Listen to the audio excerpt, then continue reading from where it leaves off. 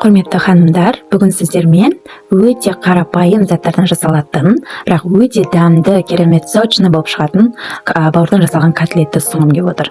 Ол үшін бізге қажет болады 1 дана пияз, 1 дана сәбіз, 2 дана картошка және аздаған укроп. Және ең маңыздысы бауыр. Менде қойдың бауыры.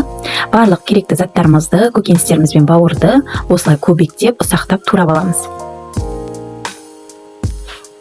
Дайын болған туралған бауырымызды менде осындай кухонный шопер, сіздер массировкадан өткізсеңіздер болады, немесе осындай шоперді пайдалансаңыздар болады.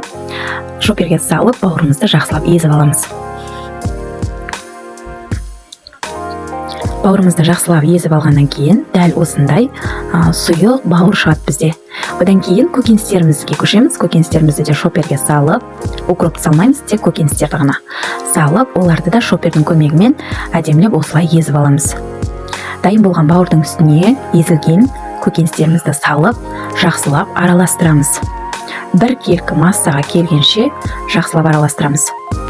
Осындай масса шығады. Үстіне 200 грамм ұнымызды салып, жақсылап бір келкі болғанша араластырып аламыз. Ұндарымыз түйіршіктеліп, түйіршік болып қалмау керек.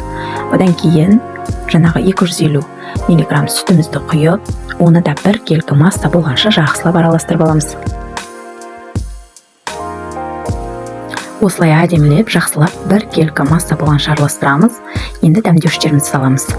Тұзымызды саламыз. Кішкентай ас қасықпен 1 қасық тұз. Одан кейін укропты саламыз, турап алған. Укропты міндетті түрде салыңыздар, өйткені әдемі, ерекше болып шығады котлеттеріміз, және дәмі ерекше болады.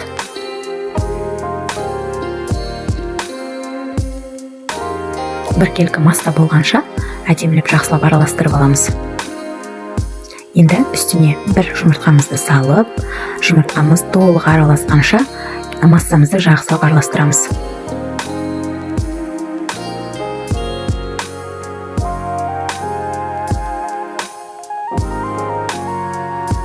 Мінекей біздің массамыз дайын. Енді алдын ала қызып тұрған табадағы майымызға ас қасықтың көмегімен массамызды құйып, котлеттерімізді пісіретін боламыз. Ас қасықтың көмегімен құйсаңыздар, сіздерде бір келкі осындай котлеттер шығады. Воля, біздің котлеттеріміз дайын. Сіздерге ас болсын. Каналыма тіркеліп, лайк баса кетіңіз.